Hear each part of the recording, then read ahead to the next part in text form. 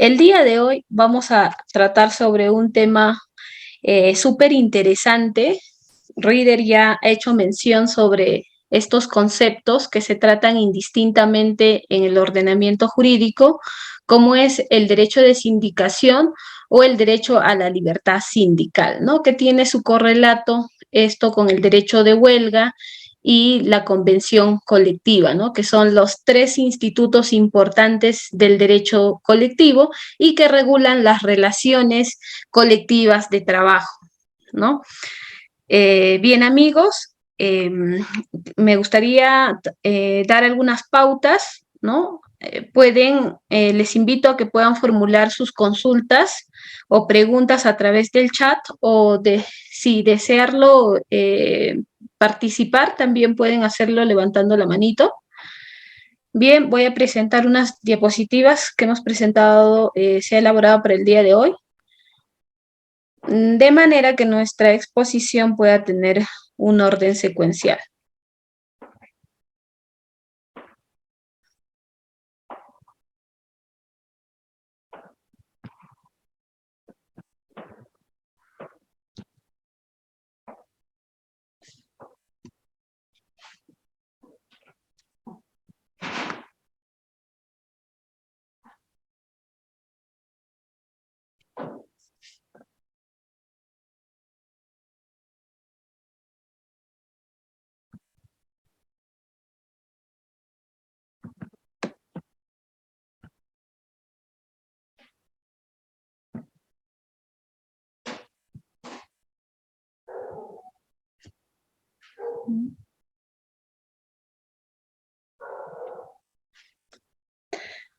Perfecto. Bien, como les decía, el derecho a la libertad sindical tiene un tratamiento constitucional, está consagrado en la Constitución, así como el derecho del trabajo, que también tiene una regulación de los principios, y el derecho colectivo del trabajo también, ¿no? Tiene consagrado principios fundamentales que van a servir de base para efectos de la interpretación, integración o ya sea, en este caso, alcances del sentido de una norma, ¿no? Respecto de las normas inferiores a la Constitución, ¿no? Entonces, así como decíamos, en el derecho de trabajo tenemos el principio de irrenunciabilidad de derechos, que está en el artículo 26 de la Constitución, el derecho preferente en las deudas de carácter social, la protección contra el despido arbitrario y otros principios que incorpora nuestra Constitución. En el derecho colectivo de trabajo, ¿no? También el artículo 28 se consagra el derecho a la libertad de sindicalización. Y este derecho de la libertad de sindicalización o derecho de sindicación implica una actividad, una acción que deriva de un derecho fundamental propiamente, porque está consagrado en nuestra Constitución, de la facultad, el poder, la prerrogativa de poder ejercer este derecho a través propiamente de una actividad, ¿no? Que se llama la acción sindical. Y a través de esta acción sindical podremos, pues, ejercer las diversas manifestaciones de este derecho, como por ejemplo el conformar una organización sindical, poder afiliarse a una organización sindical, permanecer en ella, no sufrir discriminación, participar en la organización interna, o sea, es decir, ser electos, ser candidatos, o ostentar algún, en este caso, cargo dentro de lo que es ya una organización sindical constituida como tal, ¿no? Entonces, como pueden ver, el derecho de sindicalización no podría entenderse en sí no es tanto como un valor axiológico, ¿no? Sino que serviría como un instrumento, al igual que el proceso nos sirve como un instrumento para la tutela efectiva de derechos fundamentales. El derecho de sindicalización, al ser una acción propiamente, implicaría un medio para llegar a un acuerdo que es la negociación colectiva. Y luego después también estamos con el derecho de huelga, ¿no? Bueno, estos son algunos puntos que quería que ustedes puedan tener en consideración. esta sesión de hoy vamos a abordar estrictamente de lo que es el derecho a la libertad de sindicalización, ¿ok?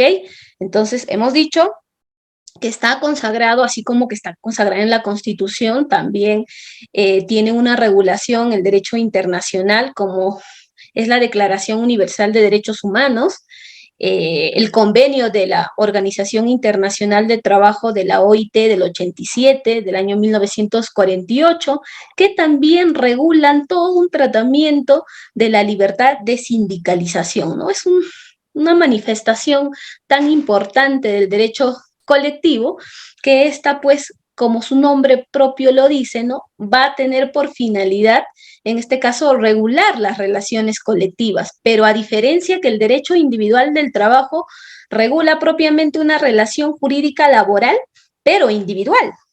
De ahí que le dicen contrato de trabajo individual. En cambio, el derecho colectivo de trabajo regula relaciones colectivas en pro, porque se entiende que hay un interés de, en este caso, interés colectivo. ¿Y qué se entiende por el interés colectivo? ¿No? El interés colectivo no deriva estrictamente de la posición, en este caso, que pueda tener el trabajador como tal, o no la posición del trabajador, sino las relaciones colectivas. Dentro de las relaciones colectivas de trabajo tenemos dos sujetos, ¿no? Que en este caso es el empleador y luego después las organizaciones sindicales. Pero en esta relación colectiva de trabajo, el interés colectivo no necesariamente siempre va a ser una posición positiva o a favor, ¿no? Con respecto del trabajador, sino también hay que recordar que el derecho de sindicalización también deriva del derecho fundamental, que es de primer orden, del derecho de asociación, que también lo tienen los empleadores, ¿no? Entonces, en ese sentido, el interés colectivo se entiende pues como esa manifestación dentro de la relación colectiva de trabajo, pero que al final, dentro de estas posiciones antagónicas entre estos sujetos, la que se va a imponer va a ser el marco normativo vigente, ¿no? Entonces, algunas otras posiciones, como les decía, el interés colectivo hay que tener en consideración para poder entender un poco más del derecho colectivo de trabajo, ¿no? Que también hay otra diferencia, otra categorización del interés colectivo profesional que está referido al presupuesto ya del nacimiento de una organización sindical como tal, reconocida como tal, de tal manera que pueda, en este caso, ser sujeto de, en este caso, de derechos, ¿no? Una vez creada o organizada como tal, no se constituirá esto un presupuesto de derecho para la configuración de las relaciones colectivas de trabajo. Y luego decíamos del interés colectivo, ¿no? Que va a ser un instrumento dentro de estas relaciones colectivas donde las posiciones antagónicas de estas partes, el empleador, y de otra parte, la organización sindical, siempre va a prevalecer el marco normativo, ¿no? Obviamente teniendo en consideración la realidad propia del centro de trabajo. Y las limitaciones, claro está, que siempre van a prevalecer el ordenamiento jurídico vigente. Entonces, el interés colectivo se entiende pues que siempre va a coexistir con el interés general, no el interés de una minoría o de un grupo, sino el interés general respecto de los intereses individuales. Entonces, es así que la libertad sindical va a ser entendida esta, pues, más allá de que pueda ser entendida como un valor axiológico, ¿no? Va a ser entendida en la doctrina, ¿no? Como un instrumento para poder llegar, en este caso, a los acuerdos de negociación colectiva, que una vez que estos se plasman, generan obligaciones dentro de la relación laboral colectiva propiamente hablando, ¿no? De los derechos que se van a poder ganarse luego después de haber obtenido, en este caso, el resultado final de la negociación, del proceso de negociación colectiva, los acuerdos de la convención colectiva.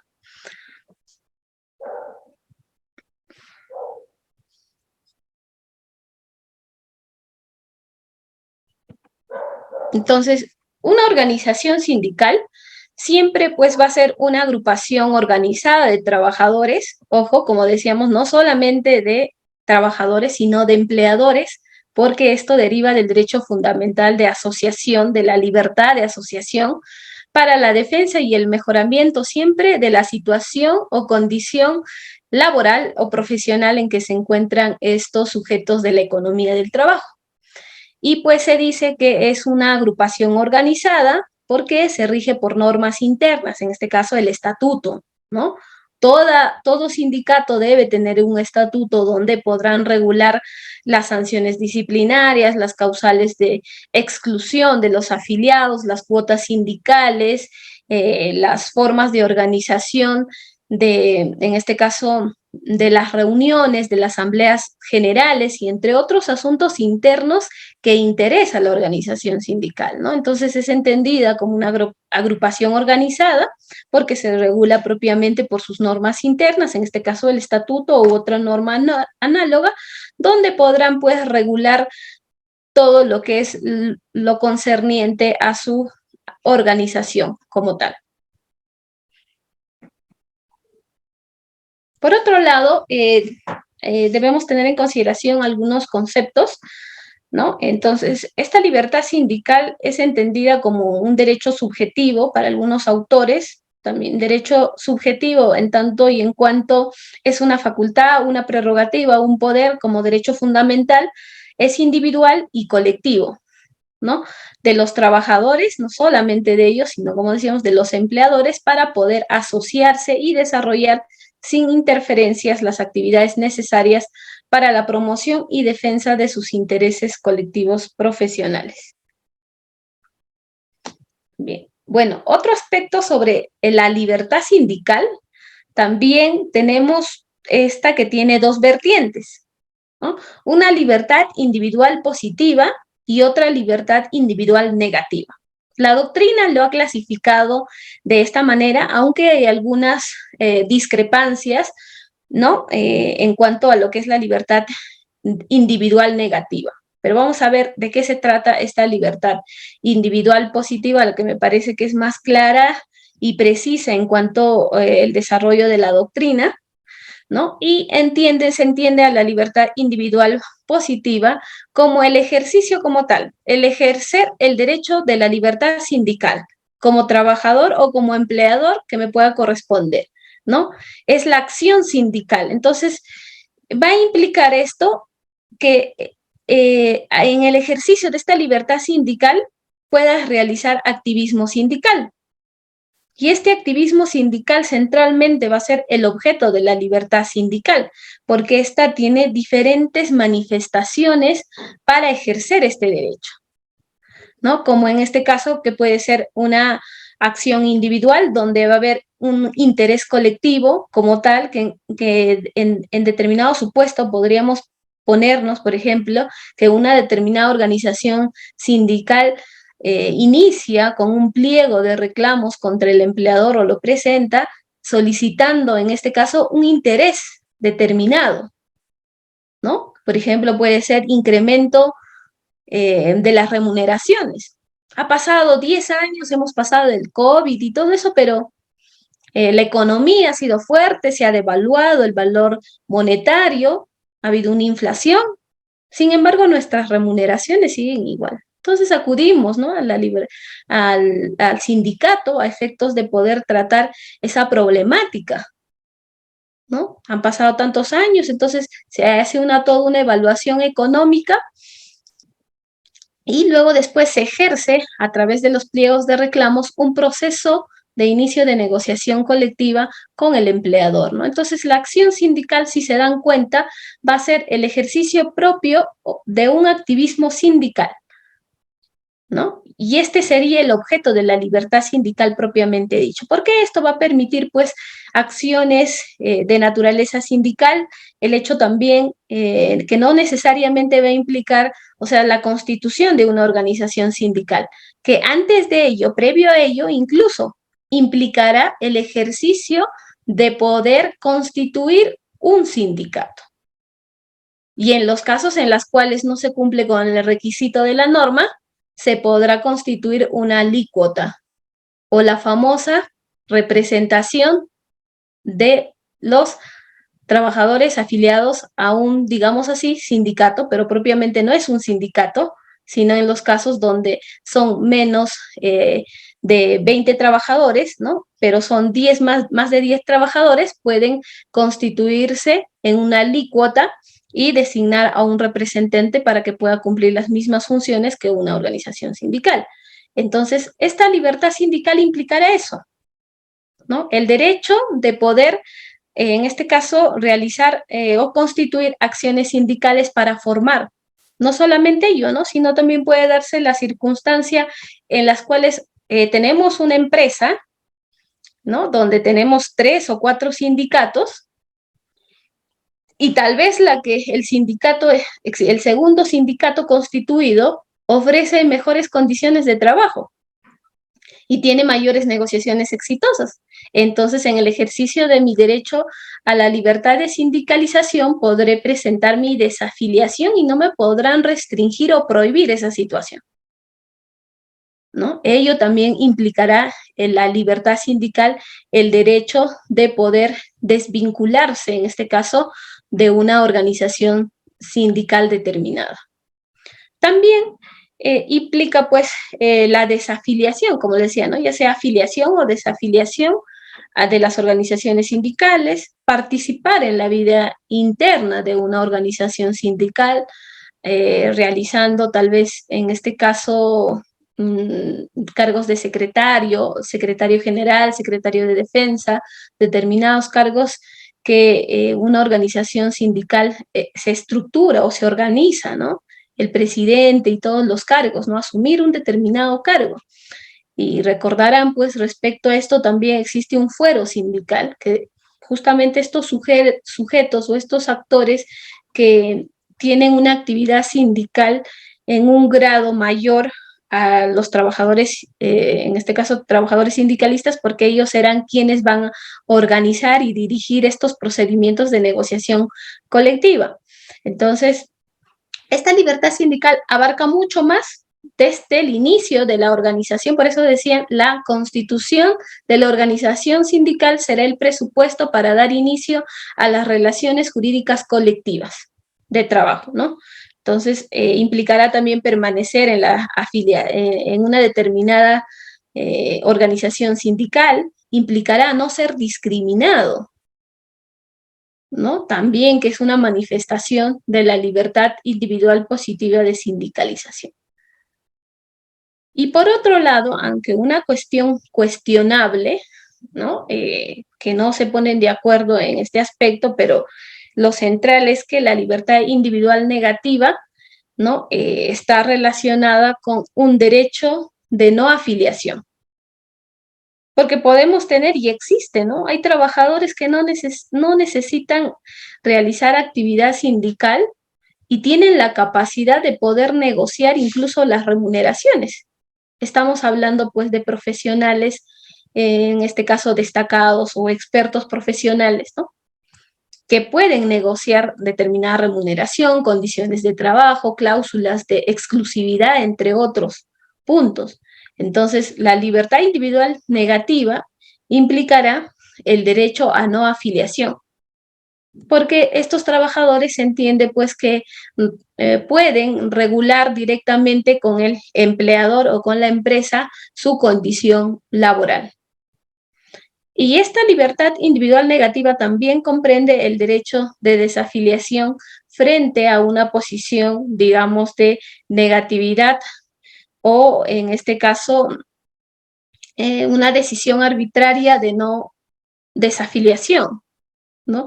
Entonces, eso también son dos cuestiones o vertientes de la libertad sindical, una libertad individual negativa y una libertad individual positiva, aunque en este segundo caso es muy cuestionable, ¿no?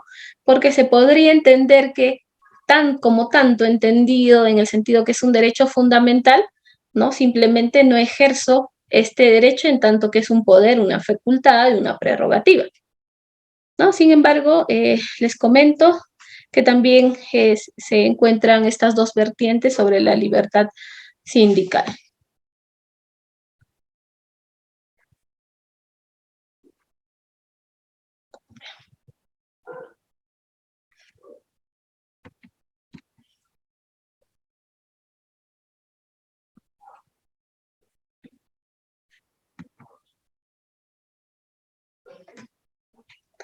Bueno, para la libertad sindical, igualmente el Tribunal Constitucional ha tenido diversos pronunciamientos sobre este derecho fundamental, y en alguno de sus extractos, como por ejemplo en el expediente 5474 del 2006, en un proceso de amparo, ha señalado pues que la libertad sindical protege a los dirigentes sindicales, ¿no? El famoso fuero sindical, ¿no? Que van a ser estos trabajadores que van a ostentar estas condiciones, ¿no? Y la ley les va a dar una protección especial, porque van a estar comprendidos en una situación partiendo de la realidad, que puede ser posible que sean sujetos a actos de hostilidad por parte del empleador. Entonces, a través de esa realidad, el legislador ha querido darles una protección especial, ¿no? El llamado fuero sindical a estos personajes que ostentan determinados cargos de acuerdo al estatuto de cada organización sindical, como en este caso los dirigentes sindicales en términos generales, ¿no? Y es así que si, por ejemplo, se despide a un dirigente sindical, existe una prohibición de no despido, no pueden sufrir en este caso despido arbitrario, ¿no? Entonces, hay una protección hasta determinados meses, obviamente no es indefinido, ¿no? Entonces, esto hacemos referencia al fuero sindical, ¿no? Entonces, protege a los dirigentes sindicales para que puedan desempeñar sus funciones, ese es el objetivo, y cumplir con el mandato, los cargos que hayan sido acordados en los acuerdos de estas asambleas organizadas por las organizaciones sindicales, ¿no? Y obviamente porque estos dirigentes sindicales han sido elegidos por los sindicalistas para que puedan, en este caso, cumplir los mandatos o los acuerdos encomendados a ellos, ¿no? Entonces, según el Tribunal Constitucional, ¿no? La libertad sindical protegerá a los representantes sindicales para su actuación sindical. Y sin esta protección no sería posible el ejercicio de una serie de derechos y libertades, tales como el derecho de reunión sindical, la defensa de los intereses de los trabajadores sindicalizados, que también tienen esa representación frente al padecimiento, por ejemplo, de un derecho individual del trabajo, también pueden constituirse en representantes de estos trabajadores afectados, la representación de sus afiliados en procedimientos administrativos y judiciales, ¿no? Entonces, el Tribunal Constitucional también ha advertido, ¿no? Que estos trabajadores merecen una protección especial a través de la normatividad a efectos de resguardar y proteger la libertad sindical. Porque sin la libertad sindical no podríamos obtener acuerdos de negociación colectiva, ¿no? No podríamos llegar a iniciar un proceso de negociación si no tendría una protección de estos personajes, ¿no? Que van a asumir todas las funciones o los encargos y las responsabilidades que se le van a encargar, ¿no? Por parte de sus acuerdos, entre otros, ¿no? O propiamente los intereses de los trabajadores. Y el Tribunal Constitucional también, como hace referencia este fundamento, ¿no? Esta protección sindical es conocida como el fuero sindical. El fuero sindical también tiene una regulación en la Ley de Relaciones Colectivas de Trabajo y comprende justamente a todos estos dirigentes sindicales, incluso los otros que puedan ser designados, pero en el estatuto de forma expresa, quienes estarían conformando en este caso el fuero sindical. ¿No? Ves que es una de las dimensiones del derecho de sindicación y de la libertad sindical que se deriva del artículo 28 de la Constitución. El artículo 28 regula uno de estos derechos fundamentales tan importantes del derecho colectivo, así como también la negociación colectiva y luego después el derecho de huelga.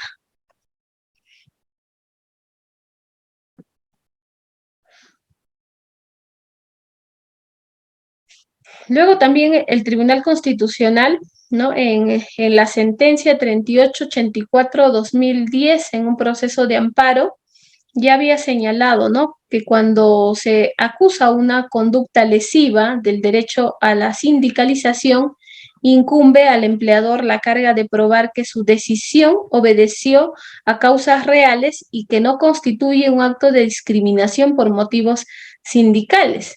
Entonces, fíjense ustedes que la carga probatoria en estos procesos que puedan originarse siempre va a recaer en el empleador, ¿no? Partiendo de las propias reglas del derecho del trabajo, ¿no?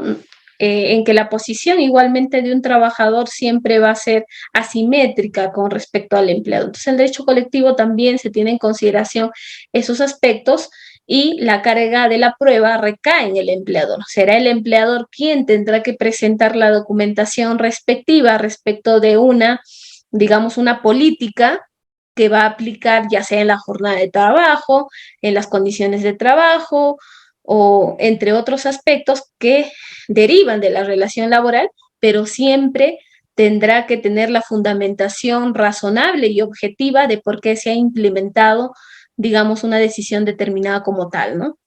Pero esta decisión no debe implicar una situación de discriminación sindical, o tampoco no podría restringirse, ¿no?, el derecho de reunión de los trabajadores, ¿no?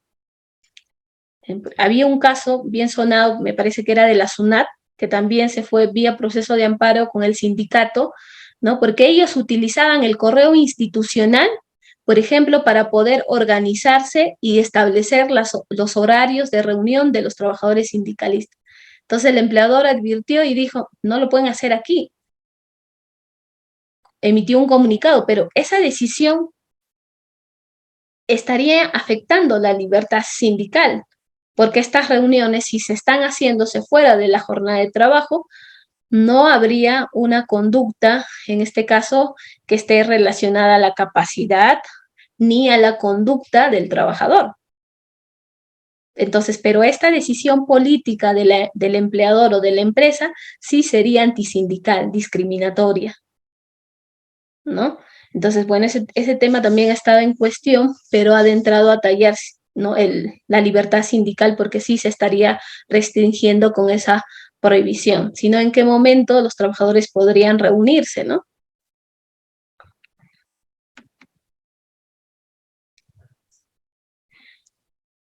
Bien, y como fines de la organización sindical, ya habremos advertido, ¿no?, sobrepasan el campo estricto, dicen, del derecho de trabajo, porque el derecho de trabajo, su objetivo es regular situaciones jurídicas laborales de carácter individual, ¿no? Pero en este caso, los fines de la organización sindical sobrepasan lo que es el derecho del trabajo y también ingresan a aspectos de la seguridad social, la política del empleo, la formación profesional, la participación y la economía en general, ¿no? O sea, el derecho de sindicalización y la organización sindical aborda casi todas estas facetas. Desde el derecho individual del trabajo pasa a la seguridad social, la política de empleo, la escala remunerativa, por ejemplo, lo que decía, ¿no? Hace 10 años no se ha actualizado la remuneración, no ha habido ningún incremento. O determinados trabajadores perciben una determinada escala salarial, sin embargo, un grupo de determinados trabajadores no se benefician, se les paga de diferente forma, pese a realizar mismo trabajo, mismo puesto de trabajo, mismas responsabilidades, ¿no? Entonces, los fines de la organización sindical habrán advertido que no solamente abarca el derecho individual del trabajo, en tanto y en cuanto puede regular aspectos remunerativos, condiciones de trabajo, ¿no? Como por ejemplo, eh, pagos de movilidad, ¿no?, para que puedan transportarse los trabajadores, pagos por vestuario, pagos por escolaridad, otras condiciones de trabajo y derechos y bonificaciones que podrían ganar a través de los procesos de negociación colectiva. Pero también luego después entra el tema de la seguridad social. No sé si habrán advertido, ustedes conocen, que en determinadas empresas tienen regular el otorgamiento de una renta vitalicia, al margen de las reguladas por ley, ojo. porque el régimen general, o sea, uno aporta y tiene pues su derecho a acceder a una pensión o las otras prestaciones de carácter social, de carácter pensional, dentro del régimen general. Y si se ha contratado, si se realizan actividades de riesgo, podría acceder también a un seguro complementario de trabajo de riesgo a través de una pensión de invalidez si se ha generado la contingencia respectiva. Y al margen de estas prestaciones sociales pensionales, también pueden regularse e incorporarse derechos de esta naturaleza. La ley no lo ha prohibido. Y es por eso que algunos acuerdos convencionales regulan y acuerdan el otorgamiento de una renta vitalicia. Claro, ahí establecen ya cuáles serían las condiciones para su otorgamiento, ¿no? Pero casi cogen los mismos requisitos que establecen los regímenes previsionales vigentes, ¿no? En nuestro ordenamiento. Entonces, la organización sindical abarca todo eso, ¿no? La seguridad social, que también podría muy bien regular el otorgamiento de una pensión de invalidez por una enfermedad común, que no necesariamente, como sabrán ustedes, ¿no? Un accidente podría producirse no necesariamente dentro del centro de trabajo. Podría producirse cuando un trabajador determinado sale de su casa con dirección a su centro de trabajo y puede padecer de un accidente. Entonces, ese sería un accidente, en este caso común, ¿no? Podría corresponderle una pensión de invalidez, ¿no? En tanto y en cuanto cumpla con el requisito para su acceso, ¿no? Pero al margen de ello, también podría regularse una pensión de invalidez vía acuerdo convencional. En la política del empleo, igualmente. Esta organización sindical podría regular ello, ¿no? Establecer, por ejemplo, toda una ordenación de la política remunerativa dentro de la empresa. A través de, en este caso, el establecimiento de escalas remunerativas, que van a establecer criterios generales a efectos de, en este caso, de limitar las remuneraciones, agrupando a los trabajadores en función a los puestos de trabajo que realizan. Entonces, va a ser importante el establecimiento de una política salarial justamente para evitar temas de discriminación salarial, ¿no? Que le interesa al sindicato, sí, interesa también a todos los trabajadores. Hay un interés colectivo y un interés también de parte del empleador. Porque si se da una circunstancia en la cual a dos trabajadores se les paga con diferente remuneración, pese a realizar mismas funciones, mismas responsabilidades, más adelante que se va a generar una deuda social, ¿no? Entonces, la política remunerativa también es importante, las escalas salariales, o los instrumentos de gestión, el establecimiento de los famosos manuales de perfiles de puesto, que establecen funciones esenciales y responsabilidades de cada trabajador, donde se puede determinar a quién corresponderá determinada función y quién debe responder por la omisión de dicha función. Porque cuando se ha dado casos de que ha ocurrido alguna situación, hay veces sucede que ciertas empresas no tienen bien definidas las funciones. ¿Y a quién le importa en este caso también? Le importa no solamente a los trabajadores, también al empleador. Porque este trabajador que es sujeto a un procedimiento administrativo disciplinario dirá, pues no, estas funciones son genéricas, a mí nunca se me atribuye esta responsabilidad, no deriva de mis funciones, ¿no? Entonces, como se podrá advertir, los fines de la organización sindical abarcan muchos aspectos, ¿no? Incluso se podría decir desde el nacimiento, durante la prestación laboral y al final de la prestación laboral, porque al final también se dará el aspecto de la seguridad social. Luego también la formación profesional. A través de acuerdos de convención colectiva se pueden establecer ciertas regulaciones de la formación profesional, ¿no? cómo deben acceder a un determinado puesto de trabajo, si existe una bolsa de trabajo a favor de, en este caso, de los trabajadores que van a empezar a formarse, de los trabajadores que van a iniciar con su preparación profesional. Entonces también se puede dar esa regulación, se puede regularse. La participación y la economía en general, ¿no? En tanto y en cuanto obviamente tenga correlato con lo que es el aspecto del derecho del trabajo. Entonces, como hemos visto, la faceta es amplia de los fines de la organización sindical. También busca la expedición de nuevas normas legales más favorables a sus integrantes y representados. Avanzan del terreno jurídico de la aplicación de las normas legales al terreno político, donde se preparan y aprueban estas.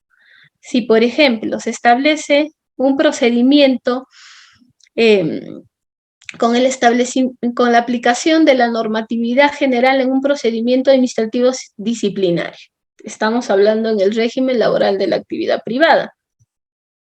Pero si se da la circunstancia de que esa situación pueda negociarse y podría ampliarse mayores garantías, ¿no? Podría hacerse.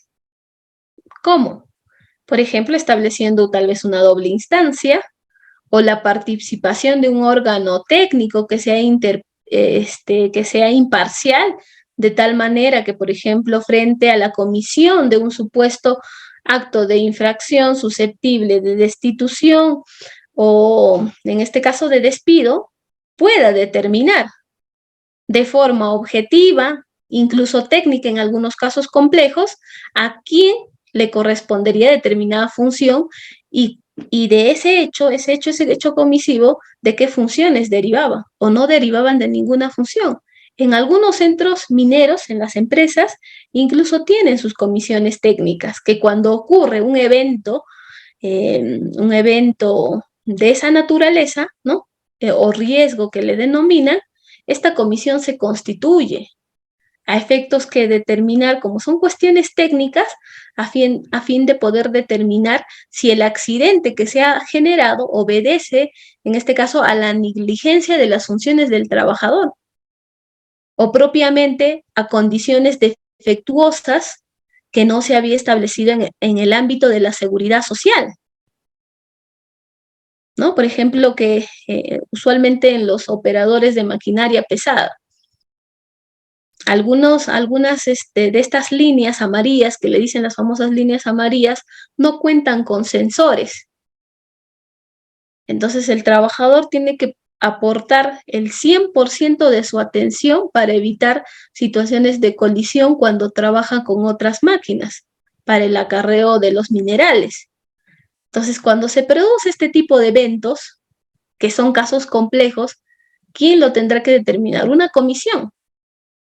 El sindicato también podría velar por ese procedimiento, ¿no? La intervención de una comisión frente a esos casos para que pueda averiguarse y determinarse si había responsabilidad, negligencia del trabajador. Y en otros aspectos igualmente, ¿no? Una entidad especializada encargada de poder velar para que tenga las facilidades, en este caso, para poder realizar toda la documentación necesaria para determinar si hubo la configuración de una, en este caso, de una falta, ¿no? De una falta grave, usualmente, ¿no? Porque cuando son faltas leves, lo único que puede llegar a pasar es una amonestación, ¿no? Una amonestación verbal o una amonestación escrita. Entonces, también esa faceta podría ser uno de los fines de la organización sindical.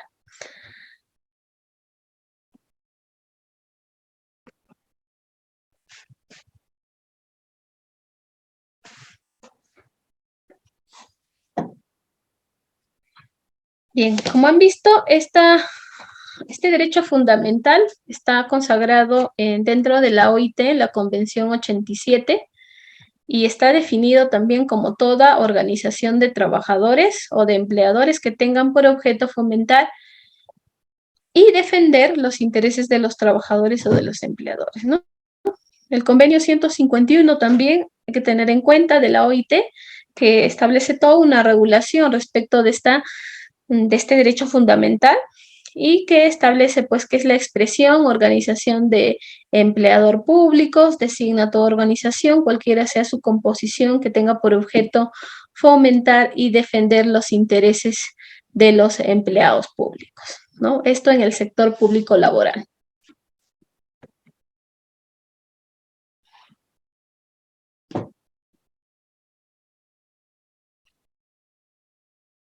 Bien, entonces, estas organizaciones sindicales ahora dentro de lo que es el régimen de la actividad privada, ¿no? Que en este caso la Ley de Relaciones Colectivas de Trabajo establece toda una regulación, establece pues que una de sus funciones esenciales o legales que derivan de la ley es pues representar al conjunto de trabajadores comprendidos dentro de su ámbito, ¿no? Aun cuando incluso no estén afiliados, ¿no? Porque hemos dicho que el derecho de sindicalización tiene por objeto el interés colectivo y el interés colectivo no solamente comprende a los trabajadores como tal, sino también al empleador, ¿no? O sea, el interés común, el interés colectivo de ambas partes, que al final se va a tener que prevalecer la normatividad vigente en este caso. En cada caso es en concreto, ¿no? Entonces, una de sus funciones, como hemos dicho, será representar al conjunto de trabajadores comprendidos dentro de su ámbito en los conflictos, controversias o reclamaciones de naturaleza colectiva, ¿no? Si se da la circunstancia en que se aprueba, por ejemplo, un nuevo reglamento interno de trabajo y este reglamento interno de trabajo suprime derechos, el, la libertad sindical tiene toda la facultad de representación para poder comparecer frente a las instancias administrativas y judiciales en defensa de, en este caso, de sus agremiados, ¿no? Así como también tendrá la facultad de celebrar convenios colectivos de trabajo, exigir su cumplimiento, ¿no? Porque también se da situaciones en las cuales se llega a un acuerdo de negociación colectiva, sin embargo, podría darse la situación de un cumplimiento parcial, incompleto, defectuoso, no era en los términos acordados, ¿no? Entonces, también está en la función de la organización sindical justamente será eso, ¿no? Exigir su cumplimiento a través de un procedimiento administrativo en primera instancia, como primer orden, y luego después acudir en caso de no llegarse a un acuerdo a las instancias competentes, ¿no? Ejercer los derechos y acciones que derivan, en este caso, de las convenciones que se originan. También puede ser a representar o defender a sus miembros en las controversias o reclamaciones de carácter individual, ¿no? Pero esto ya será a pedido justamente del trabajador afectado, ¿no? Que haya sufrido un despido arbitrario, por ejemplo, muy bien puede acudir a la protección, en este caso de la organización sindical, para que pueda velar por los derechos de este trabajador, ¿no? Como intermediador, aunque algunos trabajadores asumen su propia, en este caso su propia defensa de forma privada, ¿no? Sin embargo, ello no implica pues que puedan acudir al sindicato, en este caso en representación, cuando esté en este tipo de controversias.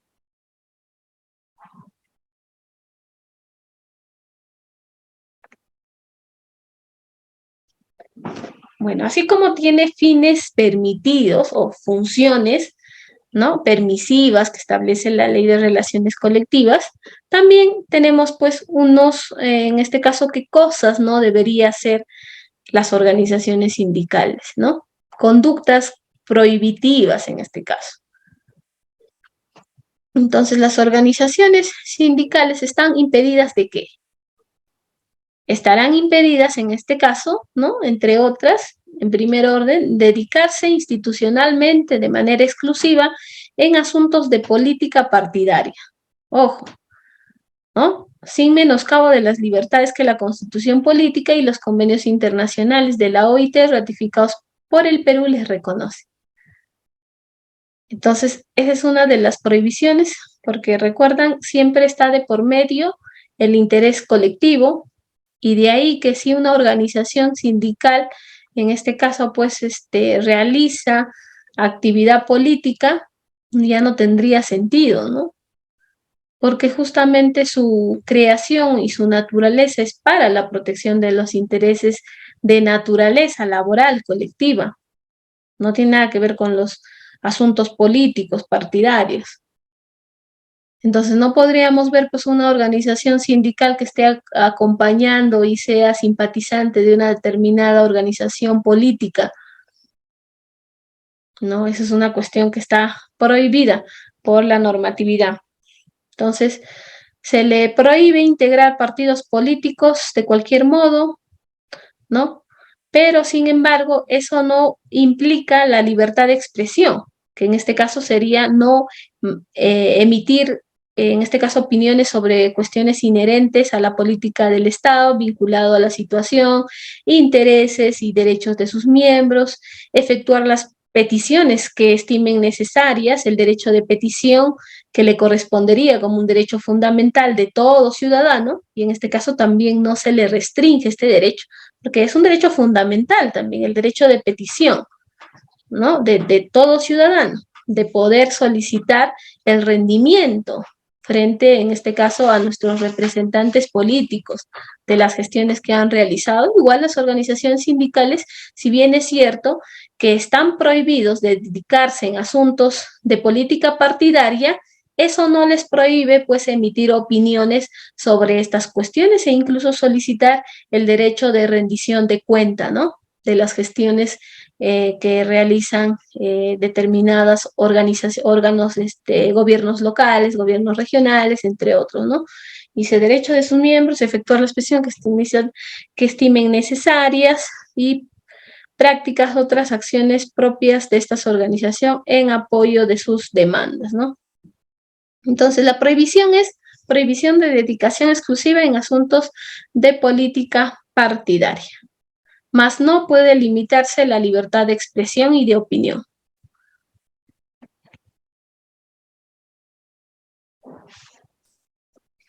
Otro de los fines igualmente que están prohibidas por la normatividad es, en este caso, coaccionar directa o indirectamente a los trabajadores a ingresar o retirarse de la organización sindical, salvo los casos de expulsión por causales previstas en el estatuto debidamente comprobada, ¿no? Entonces, esto también es otra prohibición, ¿no? Que va a estar, en este caso, la organización sindical, el límite de las funciones o de las facultades que se le puede conferir y uno de esos límites será esta, ¿no?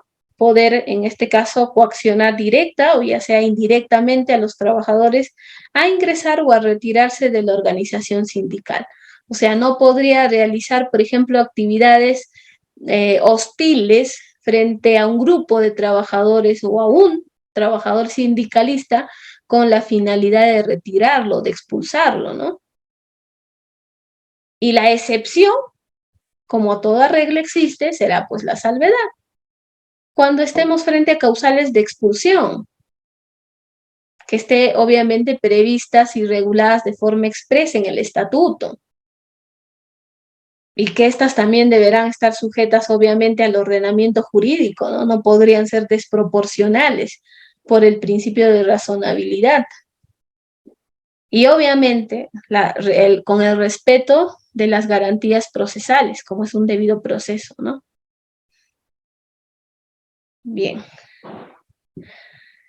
Otro de los, en este caso, fines también no permitidos será la C, que es aplicar fondos o bienes sociales a fines diversos de los que constituyen el objeto de la organización sindical o que no hayan sido debidamente autorizadas en la forma prevista por la ley o por el estatuto, ¿no? Es decir, el patrimonio sindical que se le denomina, ¿no? Que está usualmente constituido por las cuotas sindicales de cada trabajador sindicalista al momento de su incorporación y también por las donaciones que pueda recibir esta organización sindical, ¿no? Y otras fuentes, no podrán destinarse, en este caso, ¿no? Dice, aplicar fondos o bienes sociales a fines diversos, que sean distintos al objeto de la organización sindical, ¿no? Salvo que en este caso sí haya una autorización expresa,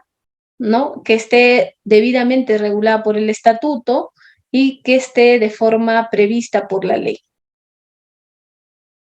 ¿no? Entonces también a tener en consideración con estos aspectos, ¿no? El patrimonio sindical no puede ser desviado de sus fines establecidos por la norma, ¿no? Y menos aún todavía cuando podría darse una situación, por ejemplo, de financiar determinada campaña política, ¿no? Y bien, otro de los fines no permitidos es, en este caso, distribuir directa o indirectamente rentas o bienes del patrimonio sindical, ¿no? Igualmente, este también tiene relación con el anterior, la otra prohibición que hemos comentado, ¿no? Estas siempre deben sujetarse a las normas previstas o a los acuerdos que derivan de una asamblea general, ¿no? Conforme al estatuto que regula su organización sindical. Y luego también está realizar o estimular actividades contrarias a la ley o al orden público, ¿no? Por ejemplo, actividades que podrían generar situaciones de discriminación respecto a determinados trabajadores, por ejemplo, por cuestiones de raza, de sexo, ¿no? De religión, las prohibiciones que están establecidas en la Constitución, ¿no? Entonces esas actividades igual también están prohibidas por la ley y el orden público, ¿no? Como son estas máximas que establecen estas prohibiciones.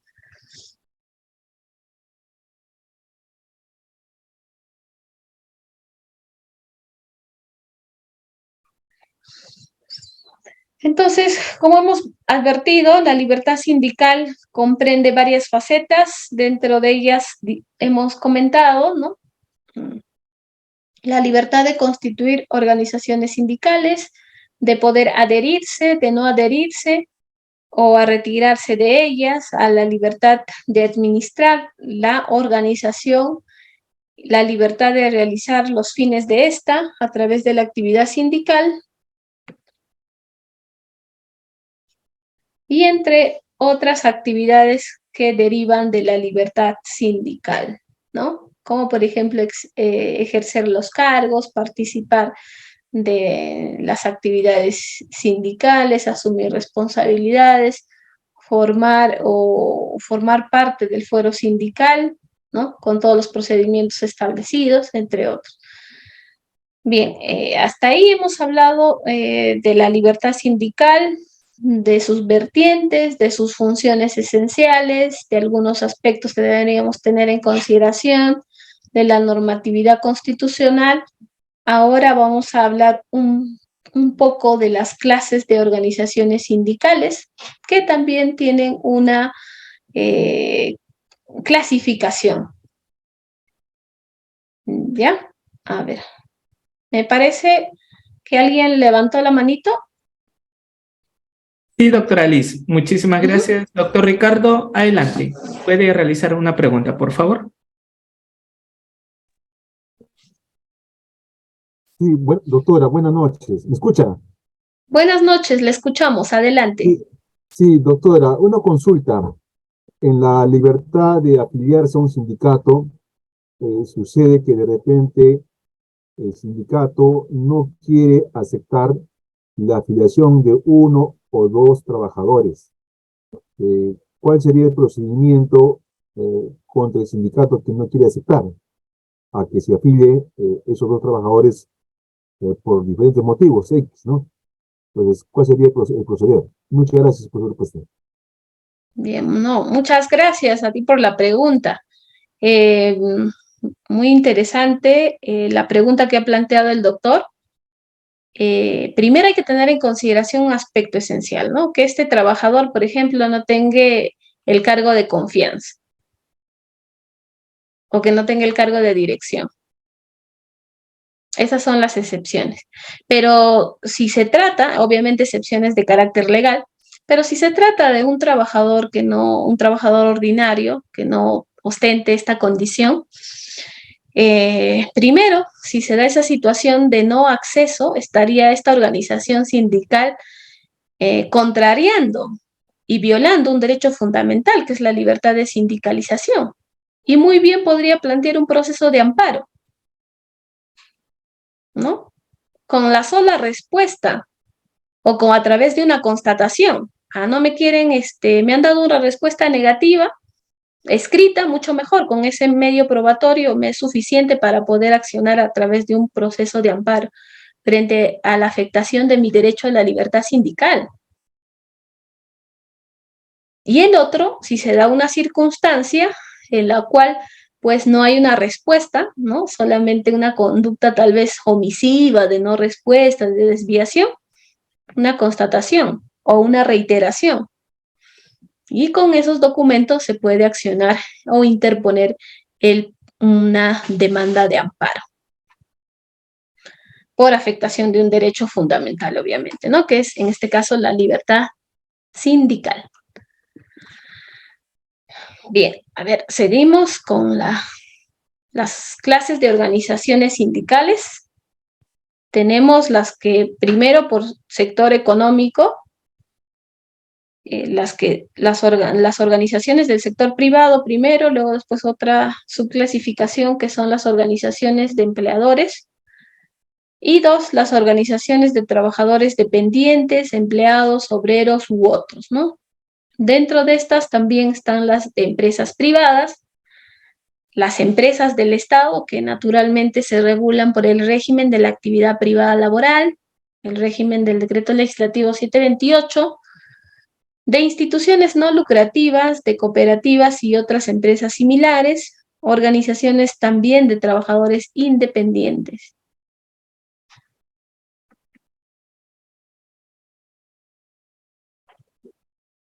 También de las organizaciones de trabajadores de socios de empresas asociativas, organizaciones de trabajadores desempleados. Estas son las clasificaciones por su jerarquía. Por su jerarquía, también tenemos las organizaciones de primer grado, los sindicatos. Tenemos un segundo grado, que son las federaciones, son un segundo nivel.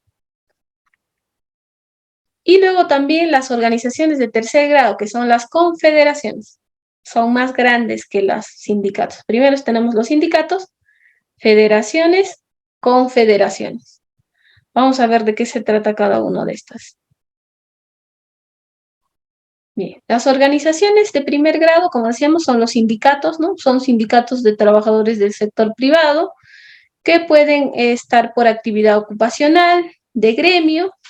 También están comprendidos a los sindicatos de servidores públicos, ¿no? Las entidades públicas también tienen sus sindicatos, ¿no?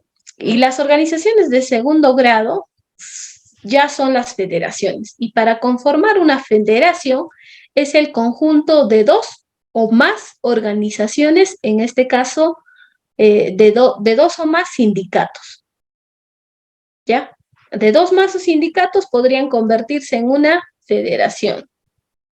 Entonces, dentro de estas organizaciones de segundo grado, que son las federaciones, también encontraremos dentro del sector privado, así como también dentro de la administración pública. Y luego después la tercera, que va a ser conformada usualmente desde el segundo grado de dos federaciones a más. Ya estamos hablando de confederaciones, que tienen un nivel por jerarquía, están en un tercer grado superior. Y obviamente también las tenemos en el sector privado y dentro de la administración pública.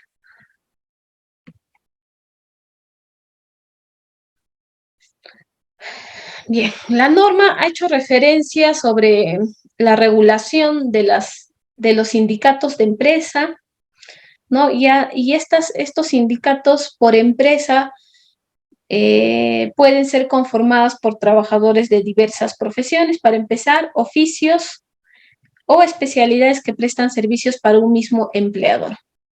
Entonces, en una empresa o un empleador pueden haber uno o más sindicatos, ¿no? Y estos se organizarán de acuerdo al oficio, a la profesión que ostentan, a las especialidades, ¿no? Por ejemplo, en determinadas entidades públicas superiores tienen 2 o más sindicatos, pero que se agrupan justamente por la prestación de servicios que desarrollan. Tenemos a un grupo de afiliados, trabajadores sindicalistas, que en este caso, como tienen una regulación especial por norma, tienen un sindicato determinado, ¿no? Por la calidad que tienen, por ejemplo, docentes universitarios, no es lo mismo que el personal administrativo. Y el personal administrativo les aplicable el régimen general laboral. Entonces ellos también podrán agruparse por dicha condición. Y podría darse otra circunstancia también, tal vez tengamos ahí que esas empresas tienen centros de producción y en esos centros de producción prestan sus servicios profesionales que se diferencian por sus especialidades, como por ejemplo los docentes de idiomas, podríamos poner un caso, ¿no? Y estos también podrían constituir su sindicato, ¿no? Entonces, en un sindicato de empresa pueden haber pues una o más organizaciones sindicales o propiamente dicho sindicatos, ¿no? Que se van a agrupar de acuerdo a las profesiones, oficios o especialidades que prestan estos trabajadores. Pero es para un mismo empleador, siempre. Los sindicatos de empresa siempre son para un mismo empleador o empresa.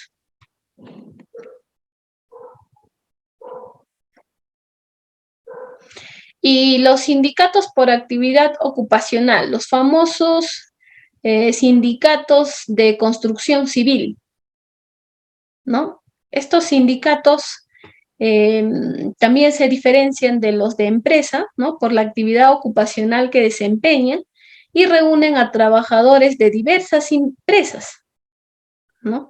De la misma actividad, los que pueden ser trabajadores de profesiones, especialidades u oficios diversos y pueden tratarse de trabajadores que prestan servicios en actividades eventuales o de empresas que no cuenten con el número mínimo de miembros requeridos para formar un sindicato. Y justamente el régimen de construcción civil establece ello, ¿no? Hay toda una categorización de ocupaciones, maestro, obrero, dentro del régimen de construcción civil. También tiene un régimen especial, ¿no? Entonces, este grupo de trabajadores, ¿no? Que usualmente tal vez como están sujetos al desarrollo y a la ejecución de una determinada obra, no necesariamente pues van a estar de forma permanente para poder constituir su organización sindical, ¿no? Entonces la norma ha previsto de que puedan formar sus sindicatos, ¿no? Por actividad ocupacional, como es el caso bien conocido que sabemos de los sindicatos de trabajadores de construcción civil.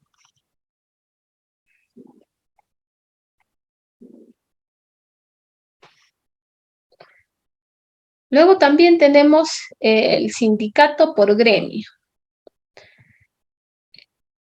A ver, me parece que el doctor Ricardo levantó la manito. Doctor Ricardo, le doy pase al audio. Adelante, por favor. Sí, doctora, disculpe usted que interrumpa. No Buenas quería noches, pasar no, adelante. sí, no quería pasar por alto este asunto del sindicato de construcción civil. ¿Qué sucede? Que siempre ellos argumentan de que en cada obra les corresponde el 50% de la cantidad de mano de obra. Pregunto yo, ¿existe a una norma que regule eso? ¿Existe a un articulado dentro del ámbito laboral que diga que a ellos les compete esa bolsa del 50%? Gracias por su respuesta, doctora, muy amable. Doctor Ricardo, por favor, ¿nos podría repetir la pregunta? ¿No se le ha escuchado bien? Ya, repito de que si existe a la fecha alguna norma que regule que el sindicato tenga acceso al 50% de la mano de obra que se va a trabajar en cualquier obra. Ya lo entendí. ¿Por qué? ¿Por qué le digo, doctor, esto? Le digo esto ¿por qué? Porque acá en el sur del país, en Arequipa, por ejemplo, entonces, siempre el sindicato reclama su bolsa del 50%. Entonces yo siempre he dicho, ¿dónde dice eso? ¿Dónde, en qué articulado, en qué norma, dónde está regulado eso? Entonces, nunca responden. Entonces, quisiera, por favor, el apoyo de usted. Muchas gracias, mi doctor. Muchas gracias a usted, doctor, por la pregunta. Bien, en efecto, no cuenta con un soporte jurídico porque es propiamente podría ser una propuesta, una petición colectiva, que luego, después de un procedimiento, podría acordarse en una convención, en este caso en los acuerdos colectivos, ¿no? Obviamente con la participación de las autoridades competentes, ¿no? A través de una resolución administrativa. Pero en estos casos es sumamente bien delicado que pueda arribarse a un acuerdo de esa naturaleza.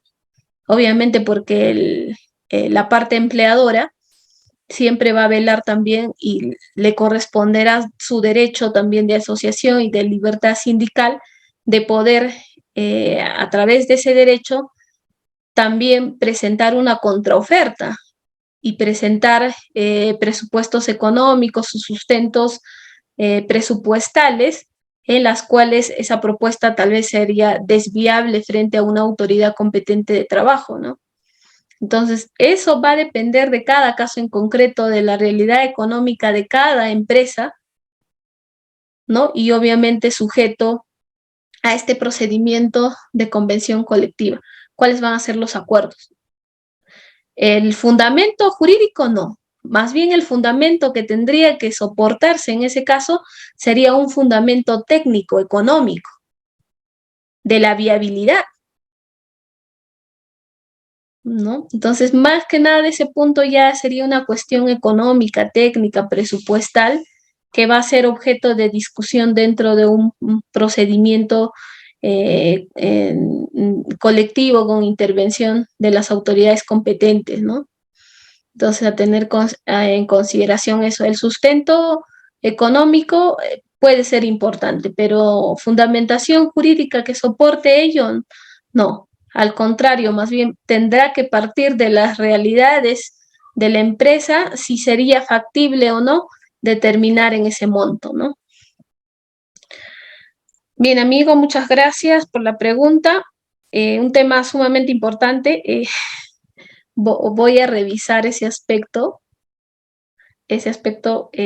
pero de ahí que este tema no tiene soporte normativo.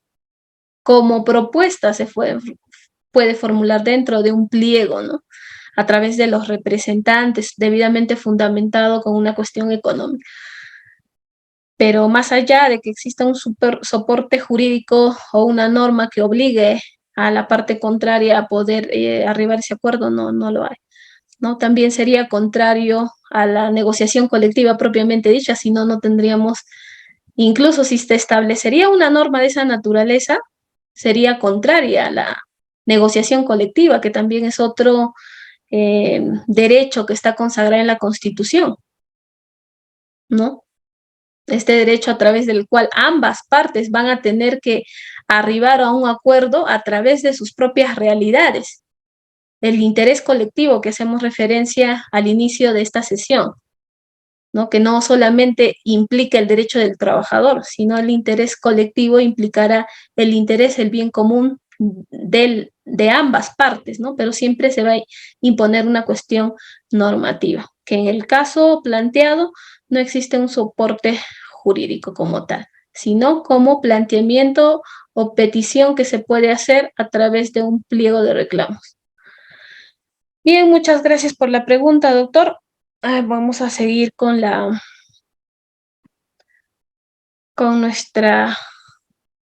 nuestro tema.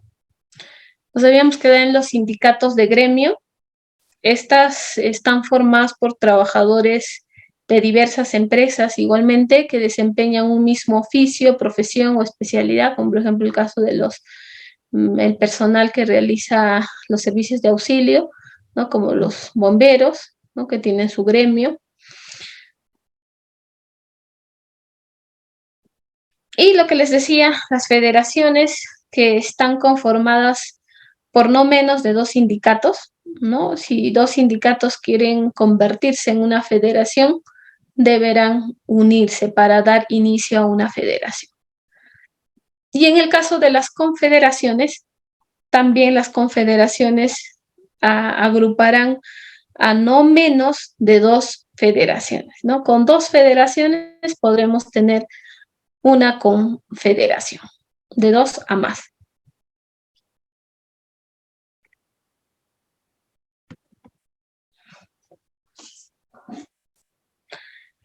Bien, luego después entramos a la estructura de las organizaciones sindicales.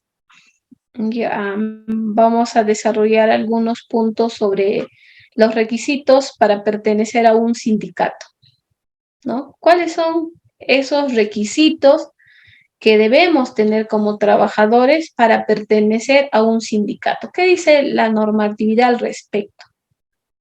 ¿No? Entonces, dentro de esos requisitos serán pues uno, ¿no? Cuando hace referencia a estos requisitos de pertenecer a la empresa, ya sea la actividad u oficio que hemos hecho referencia, implica o alude a que el trabajador debe formar parte de la empresa, actividad, profesión u oficio que corresponda según el tipo de sindicato. Y se quiere indicar que debe encontrarse prestando servicios si se trata de un sindicato de empresa. Ojo, hemos dicho sindicato de empresa, que puede haber 2 o más sindicatos, sindicato de empresa frente a un empleador o empresa, o simplemente formar parte de la actividad. Cuando hacíamos referencia a las organizaciones sindicales de construcción civil, por actividad, ¿no? O profesión u oficio, aunque no se esté prestando servicio. En este segundo supuesto, los de actividad y de gremio no requieren prestación de servicio. En el primer supuesto, cuando es sindicato de empresa, sí se requiere vínculo laboral vigente, ¿no? Con el vínculo laboral vigente yo podré solicitar mi derecho de sindicalización, afiliación o desafiliación a un determinado sindicato. Y si tengo 2 o 3 sindicatos, me conviene el segundo sindicato, me desafilio y me voy por el otro sindicato, ¿no? Entonces, ese es uno de los requisitos que debemos tener en consideración y diferenciarlo de lo que es de empresa y el segundo grupo de actividad u oficio. En el primer grupo, hablamos de empresa, del empleador, se necesita tener vínculo laboral vigente, no estar trabajando con sujeto ya sea un contrato de trabajo a plazo fijo o un contrato a plazo indeterminado, que en este caso puede ser escrito o verbal, ¿no? Entonces, en ese caso que nos queda claro, ¿no? En el segundo supuesto, por las propias circunstancias, se culmina la obra, fenece el vínculo laboral y no tengo vínculo laboral vigente, pero tengo la necesidad de afiliarme a esa organización sindical por actividad. Entonces, ¿me exigirán un requisito de tener vínculo laboral vigente? No. En este segundo caso, no.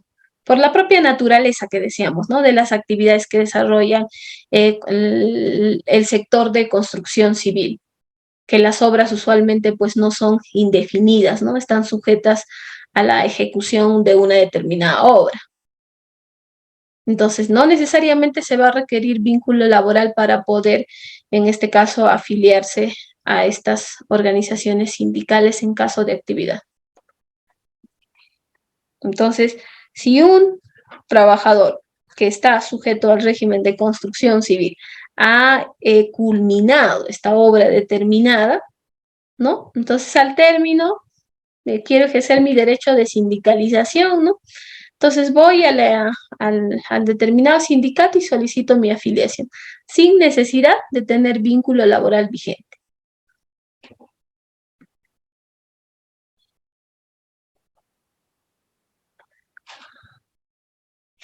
Luego después tenemos también otro supuesto cuando estamos hablando de sindicatos de empresa, ¿no? En este caso,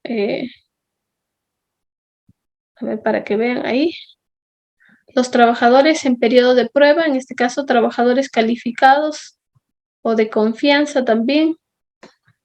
En este supuesto, la normatividad establece que el periodo de prueba, en este caso, es de 3 meses, de acuerdo al régimen de la actividad privada, y que podría ampliarse siempre y cuando existe un acuerdo escrito, ojo, ¿no? Porque la regla es de 3 meses, el periodo de prueba, ¿no? Salvo que en el propio contrato individual de trabajo podría establecerse un periodo superior a este o incluso inferior, ¿no? Pero será previo acuerdo y debidamente escrito en el contrato de trabajo.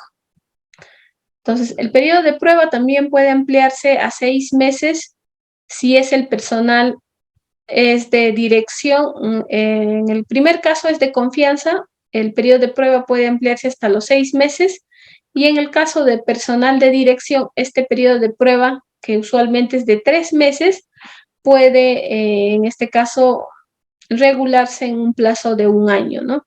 Entonces, estos trabajadores, ¿no?, podrán afiliarse a un sindicato durante el periodo de prueba sin menoscabo de los derechos y obligaciones que durante dicho periodo les corresponde ejercer a las partes respecto a la relación laboral. ¿Y qué pasa si me despiden durante el periodo de prueba? No soy un trabajador de confianza, menos un trabajador de...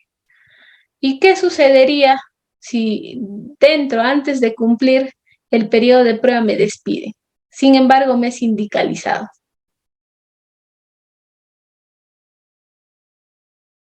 Con el solo hecho de la sindicalización, ¿prohibiría al empleador despedirme?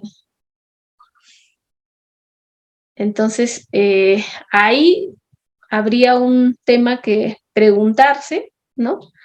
Y la respuesta estará justamente pues en el periodo de prueba, en la regulación del periodo de prueba, ¿no? Porque una cosa es que como tal en, en este caso, como puede ejercer su derecho de sindicalización, y otra cosa es justamente no superar el periodo de prueba, que el periodo de prueba se instituye como en este caso, como una institución a favor del empleador de poder elegir, en este caso, al trabajador con el que formará parte de su planilla de trabajadores, ¿no? En ese periodo podrá calificar sus aptitudes, la conducta, la productividad, y a partir de la superación del periodo de prueba, porque es tan importante hablar del periodo de prueba, tendrá derecho a la protección frente al despido, ¿no? Antes me pueden despedir, sí. ¿Tendré derecho a solicitar mi reposición? No. Para eso se regula el periodo de prueba, ¿no? Y al margen de que esté sujeto al periodo de prueba y igual me afilie, eso no implicará que mi afiliación no se aplique, en este caso, el periodo de prueba, ¿no? Si el empleador ha decidido simplemente que no va a este trabajador, no tendrá derecho, al margen de que esté afiliado a determinado sindicato, ¿no? No tendrá derecho de protección contra el despido arbitrario, ¿no? Entonces, eso es también otro, en este caso, requisito que la norma establece, ¿no? Y que aún así, durante el periodo de prueba, igualmente pueden afiliarse a un sindicato, ¿no? Obviamente que durante el periodo de prueba, una cosa será, pues, tal vez que no pueda ser protegido frente al despido arbitrario, pero ello no menoscaba pues mi derecho a los derechos fundamentales, ¿no?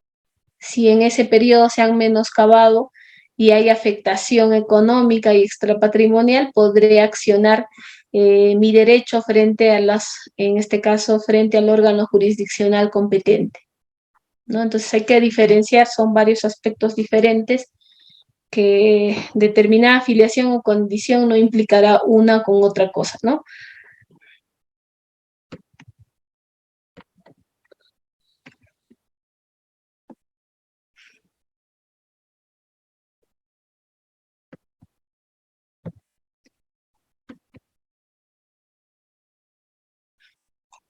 Bien, otro de los requisitos es no ejercer cargo que implique representación del empleador, ¿no? Si el trabajador ocupa un cargo de dirección o de confianza del empleador, no puede pertenecer al sindicato de los demás trabajadores.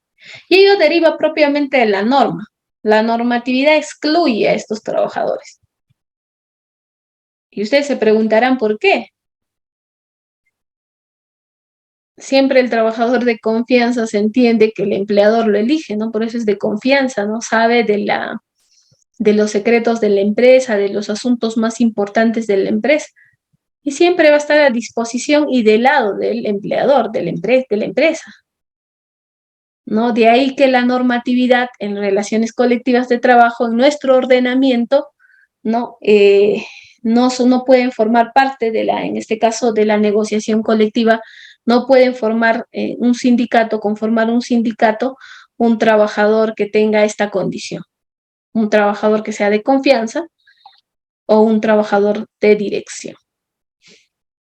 Estos dos trabajadores están excluidos expresamente por la normatividad en la Ley de Relaciones Colectivas de Trabajo. Bien, entonces estos trabajadores no podrían no podrían pertenecer a un sindicato. Como decíamos, ¿no? La razón es justamente que siempre van a velar por el interés del empleador, por eso es confianza. Maneja toda la documentación, información relevante de la empresa, de dirección igualmente, ¿no? Maneja toda la confidencialidad, documentos reservados de la empresa. Entonces, incorpora a estos trabajadores con el pretexto del derecho de la libertad de sindicalización sería un contrasentido. De ahí que la norma, con razón, ha establecido ello, ¿no? Que ellos no pueden formar. O sea, si soy trabajador de confianza, solicito al sindicato, ¿sabes qué, señor sindicato? En ejercicio de mi derecho a la libertad de sindicalización, solicito que se me incluya, ¿no? Entonces, muy bien, la organización sindical podrá establecer dicha prohibición, ¿no? Podrá decirle simplemente no, porque es un personaje que está prohibido por la propia normatividad. Igualmente, en el caso del trabajador de dirección, el trabajador de dirección que, sobre pretexto del ejercicio de la libertad de sindicalización, no puede solicitar su afiliación a esta organización sindical. Simplemente le dirá no, ¿no? Entonces son estos dos trabajadores, ¿no? Luego también tenemos que estos trabajadores pueden pertenecer, dice, al sindicato siempre y cuando el estatuto de la entidad expresamente lo admite como tal. Hay esta excepción también. La regla general es que no, como regla general. La excepción, ¿cuál sería? Que se establezca en el estatuto su incorporación expresa. Pero ya en ese aspecto estaríamos en otras realidades, ¿no? Como la doctrina dice, estaríamos en otras realidades, como tal vez en la realidad de los países europeos, donde estos trabajadores también asienten con los intereses del trabajador ordinario. Pero en nuestra realidad, el trabajador de confianza y dirección siempre pues están de la mano con la empresa. Entonces, si se incluye su incorporación o solicitan su incorporación por libertad sindical, incluso pueden favorecer o desfavorecer en contra de los intereses del sindicato, ¿no? Entonces, es contraproducente ello, pero la normatividad ha establecido, salvo que el estatuto lo establezca expresamente y lo admita como tal, ¿no? Una organización sindical obviamente nunca va a aceptar esa situación, o por lo menos no hemos visto en nuestra realidad que determinada organización sindical haya incluido expresamente en su estatuto dicha normatividad, dicha inclusión, ¿no? Ahora, ¿quiénes son los cargos de confianza? Ocupan cargos de confianza los presidentes, ¿no? Los directores, obviamente. Imagínense en la organización sindical el director, encontrarse al presidente del directorio. Son posiciones contrarias, entonces no tiene sentido, ¿no? Gerentes de la empresa, que puede ser de derecho público, de derecho privado, del Estado, y los que desempeñan cargos semejantes en las empresas de economía mixta en representación del Estado, ¿no? Entonces, lo importante es acá que la norma ha establecido dicha prohibición, ¿no? Me parece que el doctor José levantó la manito. Sí, doctora, pero no tiene cámara activa. Lamentablemente no se puede dar pase al audio. De Entonces, acuerdo. tenemos a Jean-Pierre. Estimado Ya, Jean-Pierre, ya. ¿puedes activar tu audio? Adelante, por favor. ¿Qué tal, doctora Liz? Muy buenas noches. Una consulta, doctora, al respecto de este cargo de confianza. ¿Qué ocurre cuando el trabajador inicialmente no ocupaba un cargo de confianza, pero posterior, digamos, lleva un lapso de tiempo trabajando en una empresa como un trabajador ordinario, y posterior a ello entra a ocupar un cargo de confianza, sin embargo ya estaba sindicalizado, ¿no? Esa sería la consulta, doctora. Interesante pregunta. Muchas gracias, doctor. Bien, en ese caso se entiende, ¿no? Que la organización sindical, en este caso a través de sus representantes, tendrá que excluirlo, ¿no? Aquí por una cuestión de normatividad legal. Y también que podría tal vez estar regulado como causal de exclusión del sindicato el hecho de ostentar la condición de trabajador de confianza o de dirección.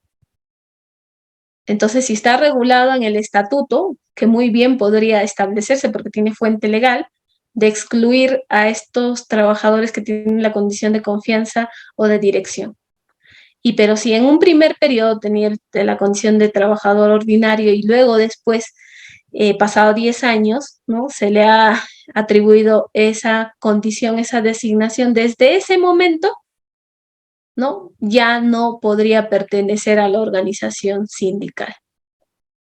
Eso es lo regular que tendría que proceder inmediatamente la organización sindical o el sindicato, porque recuerden pues que el sindicato, sus funciones es justamente velar por los intereses de los agremiados.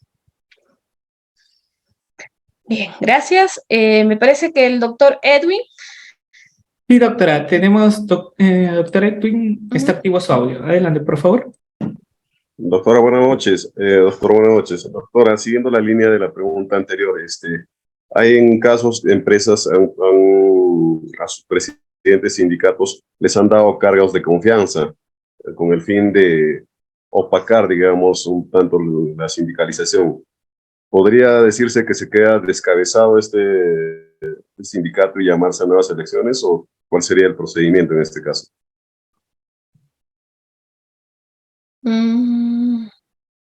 Claro, o sea, a los dirigentes se les ha asignado cargos de confianza, nos dice.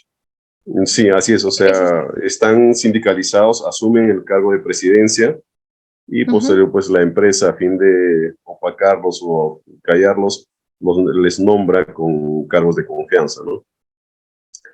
Ya, Entonces, dejando descabezado de repente lo que es la presidencia del sindicato. Claro, ahí sí en el estatuto no está regulado un tema de exclusión, una causal de exclusión, ¿no? Tendría que aplicarse el artículo 42, me parece que es de la Ley de Relaciones Colectivas de Trabajo, y simplemente no considerarlo, excluirlo, ¿no? En aplicación de esa normatividad desde el momento que ha sido designado y convocarse a una nueva elección para la designación de los presidentes y todos los cargos directivos, ¿no? Inmediatamente desde ese momento, porque sería contraproducente. Es como ir en contradicción a la propia normatividad de carácter legal, de rango de ley. Entonces ahí hay una situación irregular, de incompatibilidad desde el momento de la designación de los presidentes o directivos que hayan asumido sus cargos de confianza o de dirección. Excelente, doctora. ¿Puede continuar? ¿Hay otra pregunta, me parece? Ah, sí, tenemos al doctor Ricardo. Doctor Ricardo, está activo su audio. Adelante. Doctora, siguiendo la línea de las preguntas anteriores, pero me voy al otro ángulo. Ya no de que los ponen, sino de que existen dirigentes existen dirigentes de que por ocupar el cargo de secretario general quieren ascender, llegar al puesto de funcionarios. Existe eso. Como al revés que también existe, ¿no? Pero en la práctica sí existe eso, porque casi la gran totalidad de dirigentes sindicales quieren tener esos cargos importantes y utilizan al sindicato para llegar ahí y beneficiarse él y su familia. Entonces, por lo tanto, también yo creo que en ese aspecto creo que también habría que verse, doctora, en la parte legal. Muchas gracias, doctora, muy amable. Bien, muchas gracias, doctor, por la pregunta. Bien, en ese caso habría que, como les decía, ¿no? Casi es el mismo contexto de la pregunta que se ha hecho anterior. Habría que revisar el estatuto, pero es una causal de exclusión, que si bien es cierto, no podría, tal vez no está regulada en el estatuto, muy bien se aplica la normatividad, que hay una prohibición. Como decíamos, ¿no? Obviamente siempre el empleador va a tratar de adoptar conductas directas o indirectas para, en este caso, restringir la libertad sindical, ¿no? Pero otra realidad ya nos plantean el hecho de que quieren nombrarse como secretarios generales, como presidentes, con la finalidad de asumir cargos, ¿no? Eso ya es otra realidad, y que la organización sindical como tal y todos sus agremiados deben acordar y establecer sanciones, tal vez, ¿no? Hay sanciones que también pueden establecerse en el estatuto o incluir justamente a partir de su propia realidad exclusiones. ¿Quiénes serían excluidos? ¿No? Si se da determinada figura, pero siempre teniendo en consideración la normatividad vigente, ¿no? De tal manera que esa norma no sea inválida por contradecir una norma con carácter de rango de ley. Hay que tener también eso en consideración. Bien, me parece que ya no tenemos preguntas.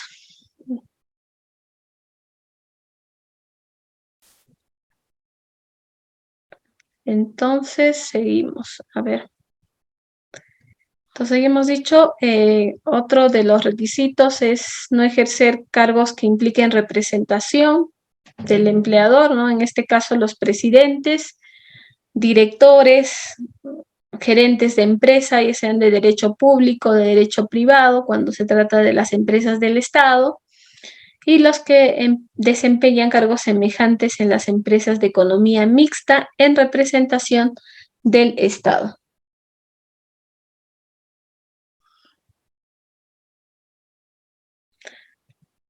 Estimado Reader, me parece que tenemos una pregunta. Sí, doctora, pero no tiene lamentablemente cámara. Ahora sí. Estimada Dante, Ahora sí. adelante. Sí, doctor, le saludo a Dante Puente desde Huaraz. Buenas noches, doctor. Adelante. Sí, un poco en referencia a las demás preguntas que me han antecedido. La pregunta sería, si en caso una persona que es elegida como miembro, ¿no?, de la junta directiva del sindicato, ¿no?, y bueno, la empresa pues apelando, ¿no?, a sus medios, ¿no?, para un poco soslayar, ¿no?, la parte de la representación, ¿no?, del sindicato, le da un cargo, ¿no?, lo sube de rango, ¿no? Obviamente el sindicato tendría que excluirlo, ¿no?, de esa organización. Entonces la pregunta sería, si en el estatuto no se admite un tipo de sanción, ¿el sindicato podría obligar al empleador a la aplicación de esa sanción? Porque ya si se excluye, obviamente ya como no afiliado, no lo puede sancionar, ¿no? Pero sí podría, tal vez a través de un acuerdo colectivo o algo, ¿no?, prevalecer la sanción. A ver, muchas gracias por la pregunta. Bien, en ese caso hay que revisar en virtud del principio de legalidad siempre, porque cuando imponemos sanciones, el principio de tipicidad es importante, ¿no? Salvo que ya se darían situaciones contrarias a la normatividad, que podría establecer un procedimiento disciplinario. ¿no? Pero en esos casos hay que recordar que la norma, justamente que les decía el artículo 42, que acá lo tengo, que dice, con excepción de quienes ocupan puestos de dirección o desempeñan cargos de confianza. Entonces, ellos no pueden estar comprendidos dentro de un sindicato. La prohibición es normativa y de carácter legal, hay una prohibición, ¿no? Entonces, si estos, en este caso, si estos trabajadores no tenían la condición de ser presidentes o secretarios generales y con posterioridad a su designación, el empleador los ha designado como personal de confianza o presidentes o directores o gerentes, ¿no? Entonces se tendrá que iniciar un procedimiento, pero este procedimiento sería de exclusión dentro del ámbito de sindicalización. O sea, la competencia de la organización sindical debería decir, tú ya no eres sindicalizado. Y el empleador no tendría por qué participar, no tiene competencia. El empleador la única competencia que tendrá es desvincularlo, pero dentro de la relación laboral individual.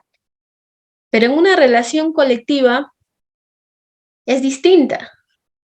¿A quién le compete sancionar por las causales o las infracciones que incurren los agremiados sindicalistas?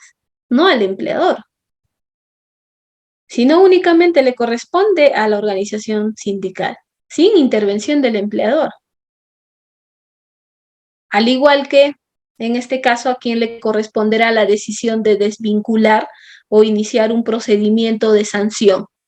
Cuando se inicia un procedimiento de sanción de despido, el empleador no le va a consultar al sindicato si a este trabajador le vamos a iniciar un procedimiento de despido, no. Aquí hay un tema de competencias, no sé si se fijan, ¿no? Entonces son diferentes aspectos que hay que manejar, un procedimiento administrativo, disciplinario, sindical, y el otro que sería propiamente laboral, y que lo diferenciaremos justamente por la competencia, ¿a quién le compete? ¿No? El sindicato, si se da esa situación de exclusión, le va a corresponder únicamente, usted está excluido desde el momento en que sea, en este caso se ha designado con determinada documentación. Se dará ese supuesto, obviamente que estará sujeto a todo un procedimiento, revisar las causales si está regulada en el estatuto y todo ello, ¿no? Que exista un procedimiento. Y el empleador no tendrá que participar en ese procedimiento, que tenga conocimiento y que pueda intervenir, sí, pero su decisión no va a ser determinante, porque la organización sindical es autónoma. Y el empleador no puede interferir en esas decisiones. Bien, entonces me parece que esa pregunta ha tenido su respuesta. Muy interesante la pregunta, muchas gracias. Entonces seguimos con nuestra...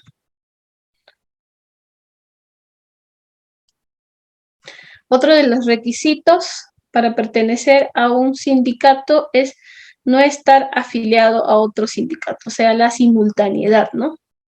Que un trabajador puede estar sindicalizado a los 2 sindicatos o 3, o a todos los sindicatos que existen en una empresa. No se podría darse esa figura porque este trabajador se va a beneficiar de todos los beneficios, ¿no? Los incrementos que pueda negociar cada organización sindical, entonces ese no sería el sentido, ¿no? No puede haber simultaneidad, o sea, bien perteneces a un sindicato o como que también te desafilias para migrar a otro sindicato, pero no podrías estar simultáneamente en 2 sindicatos, ¿no? Eso también es otro requisito. Si es que de ahí un trabajador va y solicita, presenta su carta y se requiero en este caso que se me afilie a partir de esta fecha. Sin embargo, se revisa toda la documentación y este trabajador sigue afiliado con el determinado sindicato, ¿no? Entonces ahí también habrá una cuestión de prohibición.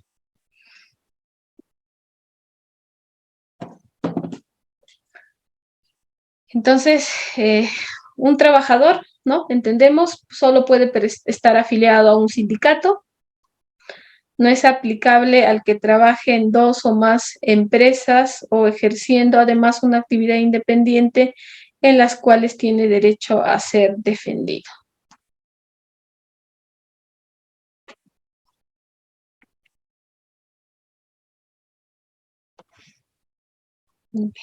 Luego también tenemos los casos de los trabajadores menores, los extranjeros y los analfabetos. En este grupo de sujetos, la Constitución no ha prohibido el derecho de sindicarse, ¿no? Porque obviamente es un derecho fundamental que deriva del derecho de asociación, ¿no? Y sin embargo, debemos tener en consideración que según el Código de los Niños y Adolescentes, ¿no? Los adolescentes pueden ejercer derechos laborales de carácter colectivo, ¿no? Pudiendo formar parte o constituir. También pueden constituir sindicatos por unidad productiva, lo que decíamos, actividad, ramo, oficio o zona de trabajo. También pueden ejercer siempre y cuando ejerzan, en este caso, ejercen derechos laborales de carácter colectivo, ¿no?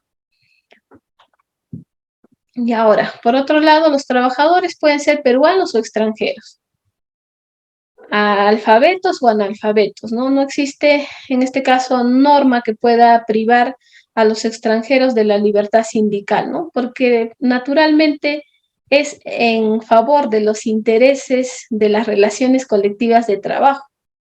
Entonces, sí les permite el derecho de sindicalización, ¿no? Por la propia naturaleza, o sea, que tiene una función que regula la fuerza de trabajo. Al igual que los analfabetos también tienen la plenitud de los derechos que cualquier persona pueda tenerlo, ¿no? De acuerdo a los derechos fundamentales. Entonces, el derecho de la libertad de sindicalización, al derivar de esta, no hay una norma prohibitiva, y de haberla o de regularla también, en este caso, sería contraria a la libertad de sindicalización que tiene una consagración constitucional. Entonces, hay que tener en consideración también, ¿no? Que los adolescentes pueden ejercer libertad sindical, ¿no? Ejercer sus derechos colectivos, así como también los trabajadores extranjeros. No se les puede discriminar, ojo con eso, con el derecho de la libertad de sindicalización.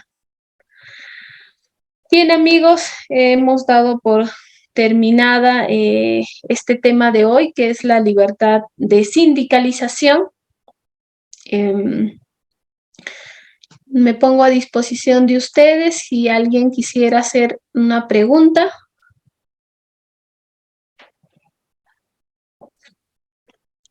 Excelente, doctora. Muchísimas gracias, estimados participantes. Si tendrían alguna pregunta, por favor, los que no hayan intervenido lo pueden hacer en estos momentos, ¿sí? Damos pase a los que no hayan intervenido, ¿está bien? Para darle pase a los que requieren alguna pregunta. Barrena Mesa, pero tienen que tener activo su cámara. Por favor, Barrena Mesa, una pregunta, por favor. Adelante. Sí, gracias, doctora. Buenas noches. Una consulta. Por ejemplo, en el rubro de representantes de ventas de diferentes empresas, ¿pueden ellos asociarse y formar un sindicato? Gracias por la respuesta, profesora.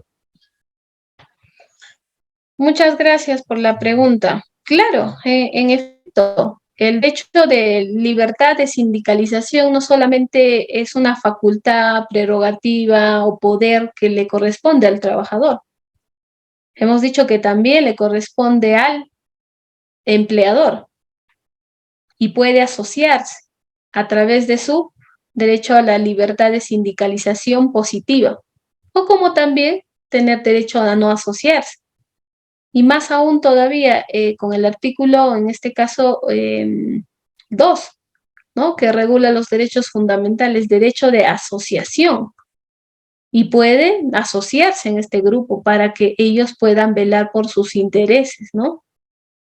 Entonces sí existe una fundamentación de carácter constitucional para que puedan, en este caso, asociarse y velar por sus intereses. Bien, tenemos otra pregunta. Sí, tenemos a Mirta Llanos, que activó su cámara. Adelante, por favor, estimada Mirta. Sí, doctora, buenas noches. En el entendido que los sindicatos dentro de su autonomía y de acuerdo a la Ley de Relaciones Colectivas de Trabajo, nadie puede intervenir en su administración, ¿qué pasa cuando dentro de lo que es la libertad sindical, así como lo acaba de explicar, también existe la libre decisión del trabajador de poder desafiliarse? Estas desafiliaciones, en lugar de que lleguen al sindicato, las hacen hacia la empresa y la empresa valide estas desafiliaciones, ya no descontando las cuotas sindicales, pese a que esto no ha sido comunicado a la organización sindical. ¿Esto es válido? Bien, muchas gracias por la pregunta. En esos casos, primero la solicitud de desafiliación, en este caso, va a corresponder al sindicato, ¿no? Exclusivamente, quien tiene esa competencia es exclusivamente el sindicato. Si se da la situación que un trabajador pues ha decidido desafiliarse y dice, no, ya no quiero formar parte de este sindicato, ¿no? Por motivos, tal vez por X motivos, ¿no? Porque tal vez ha negociado una situación de mejora económica, remunerativa con el empleador, y el empleador obviamente le habrá dicho, sí, sí, ¿no? Le vamos a dar tales beneficios, y decide presentar su solicitud de desafiliación.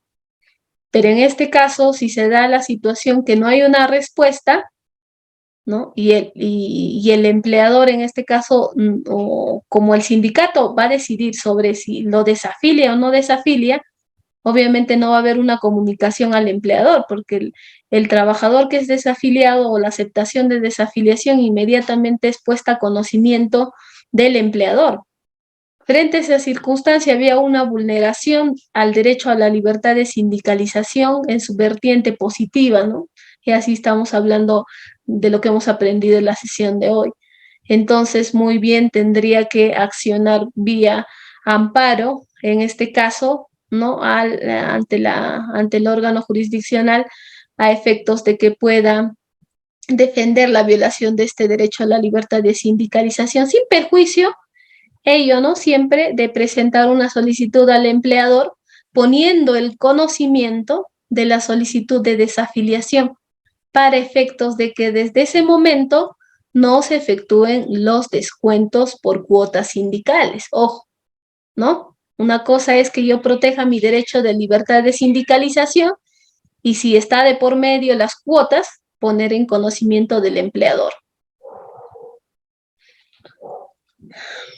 Bien, tenemos otra pregunta. Excelente, doctora. Muchísimas gracias.